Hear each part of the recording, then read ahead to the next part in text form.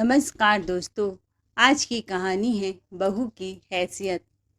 Office के tour से थकी हारी सपना घर लौटी तो सोचा चल कर अपने कमरे में एसी चला के चैन की सांस लूंगी। लेकिन जैसे ही कमरे में कदम रखा उसके तो होश उड़ गए। अरे ये क्या, मेरे कमरे का एसी कहाँ गायब हो गया। गुस्से से पैर पटकते हुए सपना ड्राइंग रूम में गई। माँ माँ कहाँ हो। जानकी जी जल्दी से आती हैं। अरे बेटा क्या हुआ, ऐसे क्यों चिल्ला रही है। सपना आंखें तरेर कर बोली, माँ मेरे कमरे का एसी कहाँ गायब हो गया। जानकी जी चौंक गई। अरे बेटा मैं तो घर पर एक हफ्ते से थी ही नहीं, अभी अभी लौटी हूँ। मेरे बहन के घर अखंड रामायण का पाठ बैठा था, वही सुन रही थी। माँ आप रामायण सुन रही थी, पर अब मेरे घर में महाभारत होने वाला है। जानकी जी भौवे चढ़ाते हुए बोली, अरे बेटी मुझे तो पक्का शक है ये तुम्हारी भाभी की ही करतूत है। चल अभी पूछते हैं। दोनों रसोई में पहुंची जहां बहू कढ़ाई में सब्जी पका रही थी। जानकी जी गरजते हुए बोली, बहू सीधे सीधे बता, सपना के कमरे से एसी कहाँ गायब हो गया। सपना भी तमतमाते हुए बोली, भाभी ज़्यादा भोली बनने का नाटक मत करो, सच सच बताओ मेरे कमरे से एसी तुमने ही निकलवाया है ना। शिल्पा ने आंखों में आंखें डालकर कहा, जी दीदी बिल्कुल सही पकड़ा आपने। वो एसी मेरा है, जो मेरे पापा ने सालगिरह में दिया था।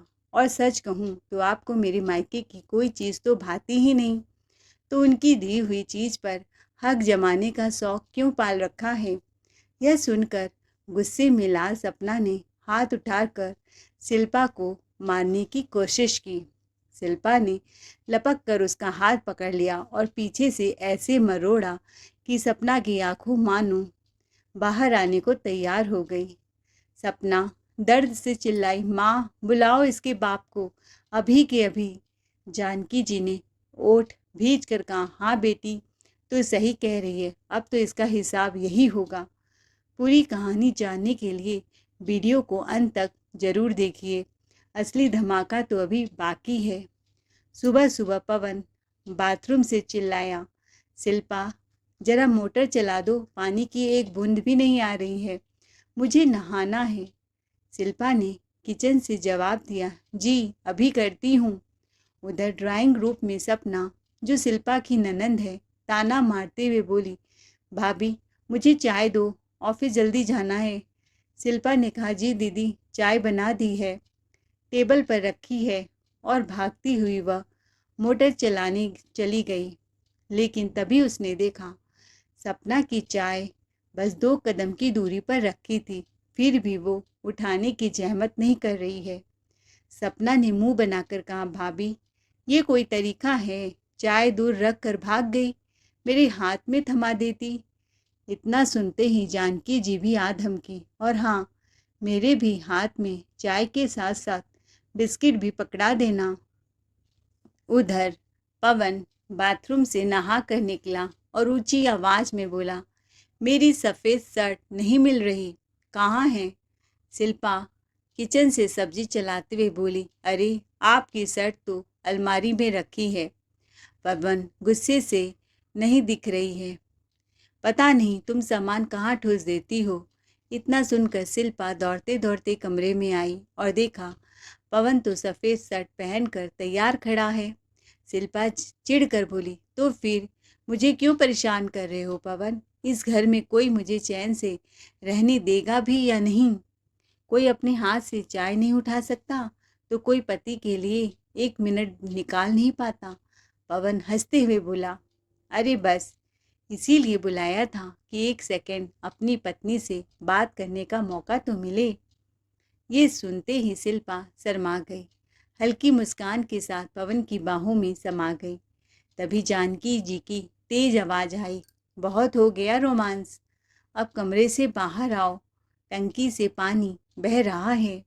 सपना ने पलट कर कहा, इनको क्या फ़र्क पड़ता है माँ, बिल तो मुझे भरना है, ये तो बस कह देंगे हमारा खर्चा लिमिट में है।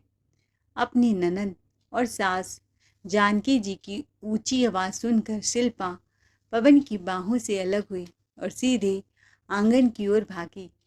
मोटर बंद करने लगी, जबकि जानकी जी और ननंद सपना उसे घूर घूर कर देख रही थी। सासू माँ तो बेटे के सामने चुप थी, लेकिन जैसे ही पवन ऑफिस के लिए निकला, जानकी जी ने ताना बरसाना शुरू कर दिया। कोई काम तुमसे ढंग से नहीं हो पाता है, न ढंग से चाय हमें दे पाती हो, न कोई और काम कर पाती हो। शिल्पा कुछ न बोली, चुपचाप सब काम निपटा कर अपने कमरे में आराम करने लगी। तभी फ़ोन की घंटी बजी। उसकी माँ सुमित्रा जी का कॉल था। बेटा, सब ठीक तो है ना? अभी अभी तुम्हारी सास का फ़ोन आया था, माँ ने चिंतित आवाज़ में कहा। उन्होंने हमें तुम्हारे ससुराल बुलाया है। तू तो जानती है बेटा, तेरा ससुराल कितना दूर है। आने जाने में 2-3 दिन लग जाते हैं। माँ का लहजा थोड़ा कसेला हो गया। और ये भी कहूँ, हर महीने बुलाने से तेरे पापा बहुत परेशान हो जाते हैं। बेवजह का खर्चा अलग होता है। ठीक है माँ, तू फ़ोन रख, मैं बात करती हूँ। शिल्पा ने मोबाइल काटा और कमरे से बाहर निकलकर सीधा सास जानकी जी के पास पहुँची। माँ जी, ज़रा ये बताइए, आप हर छोटी छोटी बात पर मेरे पिताजी को यहाँ क्यों बुला लेती हैं? कितना समय बर्बाद होता है और यहाँ आकर उन्हें रुकने भी नहीं देती, बस इस डर से कि आपकी बेटी का खर्चा बढ़ जाएगा। ये कोई बात हुई? जानकी जी तुनक कर बोली, अरे बेशर्मी, बेटी के ससुराल का पानी तक हम नहीं पीते। अच्छा माँ जी, मेरे मायके वाले तो यहाँ होटल में आकर ठहरते हैं। कितना खर्चा होता है पता है आपको? शिल्पा ने भी आंखों में आंख डालते हुए कहा। और आप छोटी छोटी बातों पर मुझे क्यों तंग करती हैं? थोड़ा पानी बह जाने पर इतना हंगामा मचाना शोभा नहीं देता आपको। मोटर आप भी बंद कर सकती थी। जानकी जी बोले, जब तेरे पिताजी को नहीं बोलूँगी तो तुझे समझ कैसे आएगी? किसी को तो तेरा अकल ठिकाने लगाना होगा ना। खैर जानकी जी अपनी जिद से टस से मस न हुई। बेटी ने उनके कान में जितना भरा वह उसी हिसाब से बोलती और चलती रहीं। बेचारी शिल्पा के माता पिता को इतनी दूर से 2 दिन का सफ़र करके आना पड़ा। थकान के बावजूद वह चेहरे पर झूठी मुस्कान के साथ पहुँचे। हाथ में तोहफे लेकर वे शिल्पा के ससुराल पहुँचे ताकि माहौल शांत हो सके।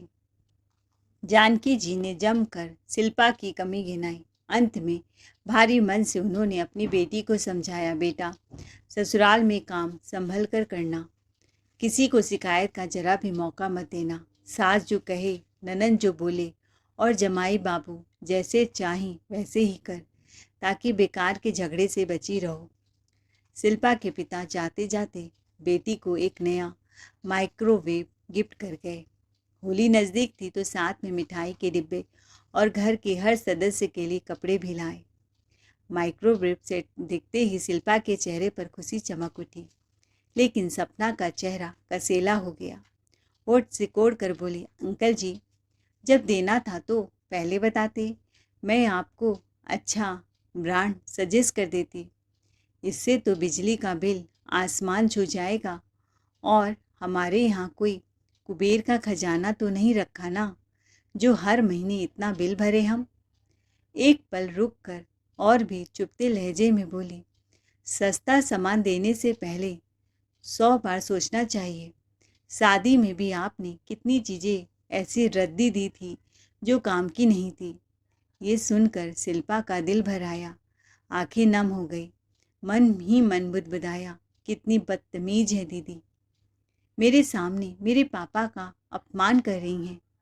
रात को जब पवन काम से लौटा, शिल्पा ने सारा किस्सा सुनाते हुए कहा, तुम्हारी दीदी हर वक्त हमें नीचा दिखाती है। क्या ज़रूरत थी उन्हें पापा को ये कहने की कि माइक्रोवेव अच्छे ब्रांड का लेना चाहिए था। पवन ने कंधे उचकाकर कहा, दीदी ने सही कहा था, बिल तो हमें ही भरना पड़ेगा। अच्छे ब्रांड का सामान अच्छा ही होता है। शिल्पा चुप रह गई, लेकिन अंदर ही अंदर उसकी आंखों में ठंडा गुस्सा भरने लगा। उसे अब पता था कि अगली बार सपना की कोई भी तंज वो चुपचाप नहीं सुनेगी। शिल्पा ने पवन से धीमे लेकिन ठंडे लहजे में कहा, मगर दीदी को बिजली का बिल भरने का ताना मेरे पिताजी को नहीं देना चाहिए था। एक तो पिताजी को बार बार बुलाती हैं इतनी दूर से मेरे ससुराल में, और उनके द्वारा लाए हुए तोहफे पर नुक्स निकालती हैं। उन्हें क्या पता था कि कमरे के बाहर खड़ी सपना हर शब्द कान लगाकर सुन रही है। अचानक तूफान की तरह अंदर आते हुए दोनों हाथ कमर पर रखकर सपना बोली, गलत मैंने क्या कहा? इस घर का आधा खर्च तो मैं ही उठाती हूँ, बिजली का बिल तो मैं ही भरती हूँ। तुम्हारे पति की आमदनी ही कितनी है ये सबको पता है। खर्च चलाने के नाम पर तो उसके हाथ पैर कांप जाते हैं। उसे बोलो पहले अपनी कमाई बढ़ाए। सपना का इस तरह अचानक कमरे में घुसना और ऊपर से ताने मारना शिल्पा के अंदर का गुस्सा उबाल मारने लगा। उसने मन ही मन सोचा, इस घर में प्राइवेसी नाम की कोई चीज़ है भी या नहीं। पवन भी चुप बैठा था, लेकिन भीतर ही भीतर उसकी भौवें तन चुकी थी। उसे भी सपना की बात बेहद चुभ रही थी, मगर कुछ कहने से पहले माहौल और गर्म हो चुका था। पवन को बहुत बुरा लग रहा था। उसकी बहन उसे नीचा दिखा रही है। पवन को भी अब बिल्कुल अच्छा नहीं लगता था कि हर छोटी सी बात पर शिल्पा के माँ बाप को बार बार ससुराल बुला लिया जाए। शादी को मुश्किल से 8 महीने हुए थे और उसके पिताजी अब तक 4-5 बार ससुराल का राउंड लगा चुके थे। पिछली बार तो हद ही हो गई। शिल्पा की तबीयत नाजुक थी, इसीलिए वह खाना परोसने में 1 घंटा लेट हो गई। बस इतनी सी बात पर सपना ने माँ के कान में जहर घोल दिया। आपकी बहू को कोई काम ठीक से करना नहीं आता, न कोई तौर तरीका है, न अच्छे से खाना बना सकती है। हाथ ऐसे चलाती है जैसे रसोई उसकी दुश्मन हो। जानबूझकर खाना देर से देती है ताकि मेरी ऑफिस की टाइमिंग बिगड़ जाए। माँ, अगर मेरी नौकरी छूट गई ना, तो इस घर में एक पत्ता भी नहीं खड़का पाओगी, एक फूटी कौड़ी तक ना दूंगी। फिर देख लेना अपना घर कैसे संभालती हो।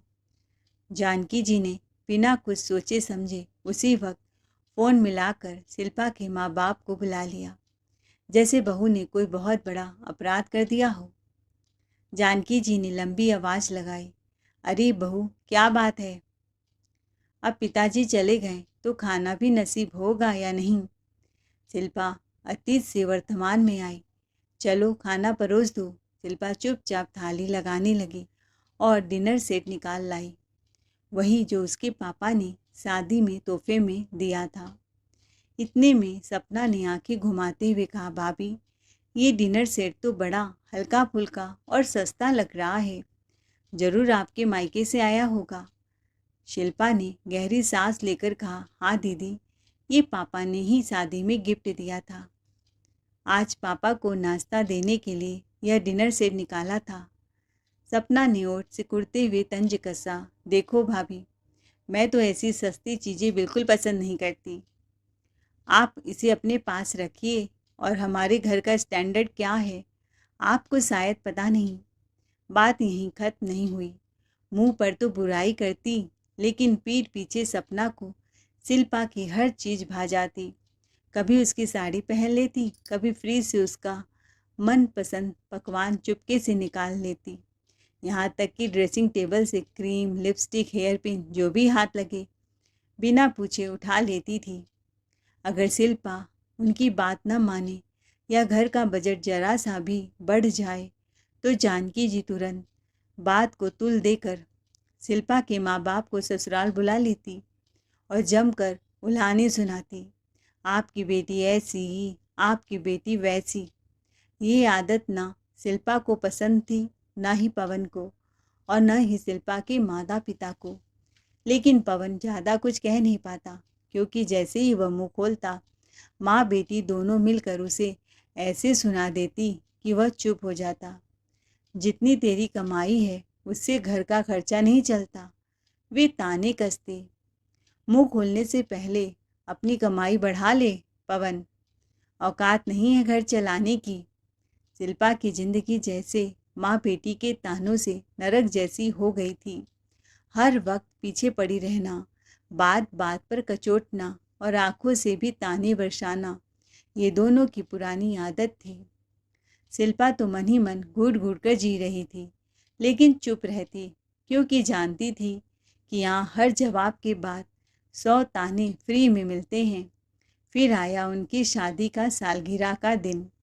पवन ने सोचा, न ढोल धमाका, न कोई शाही दावत, बस घर में एक छोटी सी पार्टी ही सही कर लेता हूँ, वरना तो पूरा बजट हिलकर गिर जाएगा।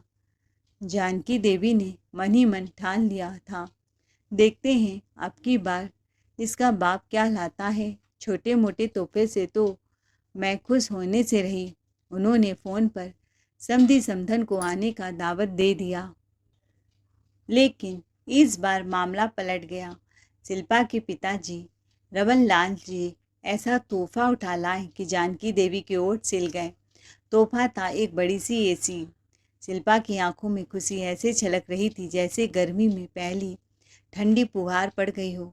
पर सपना, ओह सपना, एसी को देख उसके चेहरे का रंग ही सफ़ेद पड़ गया।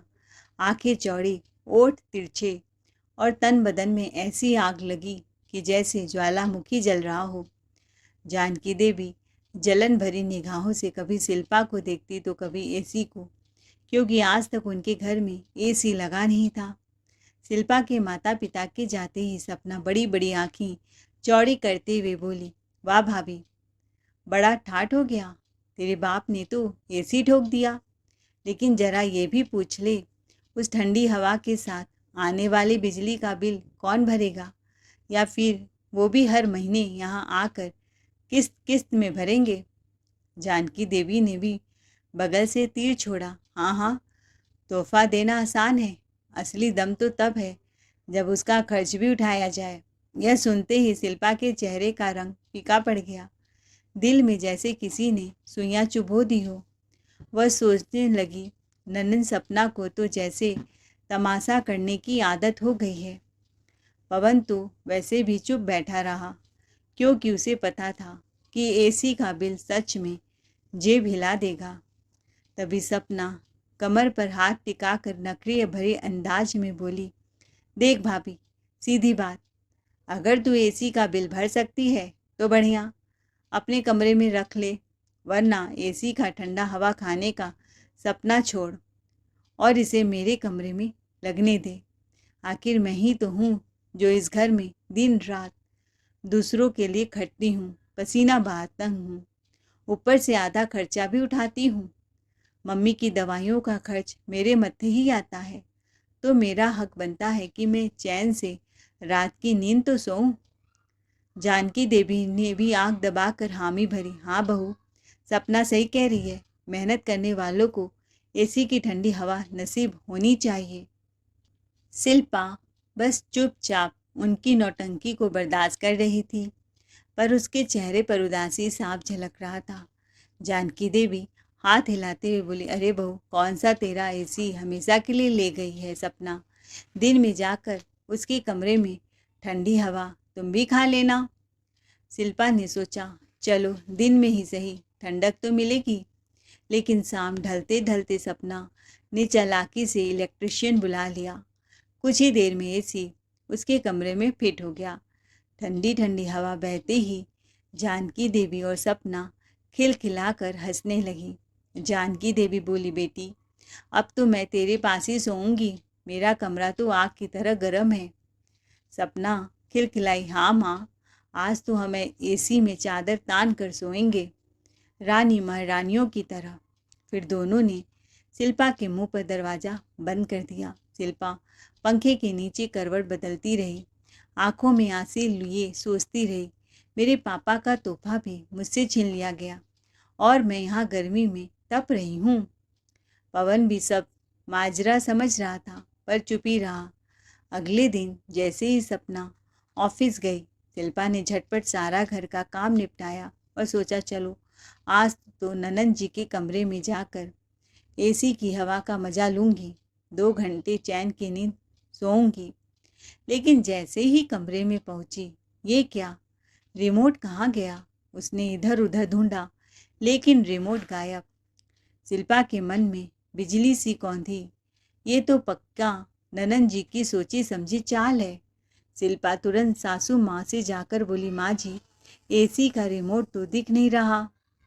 जानकी देवी बिना पलक झपकाए हुए बोली, अरे बहू, इतनी गर्मी भी नहीं है, देख आज तो लग रहा है बारिश हो जाएगी। क्यों पागल हो रही है एसी के पीछे? कभी ठंडा कभी गर्म, तुम्हारी तबीयत खराब हो जाएगी। शिल्पा समझ गई ये कोई मासूमियत नहीं बल्कि अच्छी खासी साजिश है। शाम को जैसे ही सपना घर आई, उसने एसी ऑन किया और टांग पसार कर बिस्तर पर लेटकर एसी की हवा खाने लगी। तो शिल्पा चाय लेते हुए सपना के कमरे में आई। दीदी, आप एसी का रिमोट कहाँ छुपा कर गई थी? मैंने कितना ढूंढा। अरे, क्या जरूरत है एसी चलाकर मेरे कमरे में सोने की? तुम्हारी इतनी हिम्मत? जब हाथी पालने की औकात नहीं है तो हाथी पालने का सपना ही क्यों देखती हो? पता है ना हाथी कितना खाता है? शिल्पा को उसकी बात अंदर तक तीर की तरह चुभ गई और बोली, अब इनको ऐसा सबक सिखाऊंगी कि इनके होश उड़ जाएंगे। बहुत कर ली इनकी गुलामी, अब ऐसा कुछ करूंगी कि सबको, पूरे घर को मिर्ची जरूर लगेगी। रात को पवन जब कमरे में आया, शिल्पा गुस्से से बोली, पवन, क्या तुम इस घर का कोई खर्चा नहीं कर उठाते हो? हर कोई मुझे ताना मारता है। मेरे पापा की दी हुई एसी तक छीन कर हथिया बैठी है तुम्हारी दीदी। तुम लोग उनकी शादी क्यों नहीं कर देते? आखिर वो कब तक मेरे सर पर बैठी रहेंगी? आखिर कब तक उनका राज चलेगा इस घर में? पवन ने थकी आवाज में कहा, देखो शिल्पा, दीदी शादी इंडिया में नहीं करना चाहती। उनके सपने शौक बहुत बड़े हैं। विदेश में उनकी बात कहीं चल रही है एक विदेशी लड़के से। जब वो हाँ कहेगा तभी शादी हो पाएगी। अब कब होगा भगवान जाने, 2-4 साल तो लग ही जाएंगे। शिल्पा ने झुंझलाकर कहा, वाह, तब तक मैं इनकी जली कटी बातें सुनती रहूं। ठीक है पवन, या तो तुम अपनी मेहनत करके अपनी सैलरी बढ़ाओ या मुझे नौकरी करने दो। मैं किसी की कमाई नहीं खाने वाली। मैं खुद कमा कर अपनी इज्जत से जीना जिंदगी चाहती हूँ। पवन ने थोड़ी हैरानी से कहा, अगर तुम काम करना चाहती हो तो करो शौक से, मैं मना नहीं करूँगा, लेकिन याद रखना तब तुम्हारा ही काम बढ़ेगा। माँ और दीदी तो घर का एक तिनका भी नहीं उठाएंगी। शिल्पा ने कहा, कोई बात नहीं, काम मेरा बढ़ेगा, लेकिन आत्मसम्मान मेरा ही बचेगा। कम से कम किसी को ये कहने का हक नहीं मिलेगा कि मैं दूसरों की कमाई पर पल रही हूँ। इधर सपना जैसे ही 1 हफ्ते बाद ऑफिस के विदेश टूर से लौटी, देखा कि उसके कमरे की एसी गायब थी। गुस्से में आंखें लाल करके बोली, भाभी, तेरी इतनी हिम्मत, मेरे कमरे से एसी निकलवा लिया?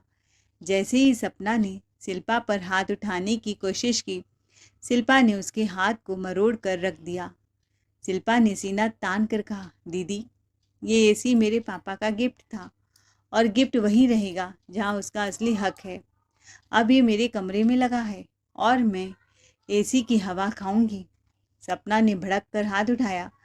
हाथ उठाने से पहले सोचना चाहिए दीदी। भाभी चुप है, कमज़ोर नहीं। अगर अगली बार मेरे ऊपर हाथ उठाया तो पूरे मोहल्ले में ढिंढोरा पिटवा दूंगी कि आप कैसी कथित पढ़ी लिखी हो जो घर की बहू पर हाथ उठाती हो। फिर कभी आपकी शादी भी नहीं हो पाएगी। सपना चीखने लगी, माँ देखो तो, इस बदतमीज को मेरी हड्डियाँ तोड़ डालेगी। जानकी देवी तमतमा कर तुरंत फ़ोन उठाती हैं और पवन के सामने शोर मचाकर बोली, अरे पवन, अब तो हद हो गई, मैं अभी इसके बाप को फ़ोन करती हूँ। समधन जी जरा आइए, अपनी बेटी का करतूत देखिए, क्या संस्कार दिए हैं आपने। आपकी बेटी मेरी बेटी पर हाथ उठा रही है। 2 दिन बाद ट्रेन से शिल्पा के मम्मी पापा भी आ गए। जानकी देवी झूठ मूठ रोते हुए बोली, आपकी बेटी ने तो मेरी बेटी के हाथ तोड़ दिए। घर में आतंक मचा रखा है। लेकिन शिल्पा पीछे नहीं हटी। उसने पूरे आत्मविश्वास से कहा, माँ जी, सच्चाई छुपाने से नहीं बदलेगी।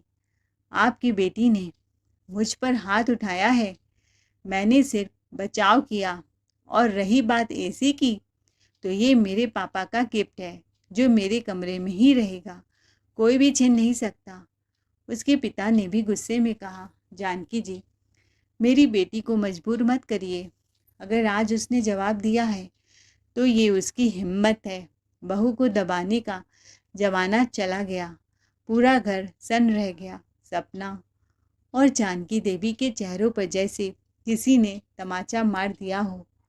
पवन गर्व से शिल्पा की ओर देख रहा था। जानकी देवी गुस्से में बोली, अरे समधन जी, जरा पूछिए तो सही, आपकी बिटिया ने मेरी बेटी का हाथ क्यों मरोड़ा? बताइए, क्या शिल्पा एक एसी का बिल भरने की औकात रखती है, या फिर आप ही हर महीने इसका बिल चुकाएंगे? शिल्पा तेज आवाज में बोली, सुन लीजिए सासू माँ, साफ साफ आप माँ बेटी मेरी रोजी रोटी नहीं चलाती। मैं अपनी मेहनत की कमाई से अपना घर चला सकती हूँ। मैंने होम ट्यूशन देना शुरू कर दिया है और उसी कमाई से इसी का बिल भी भर दूंगी।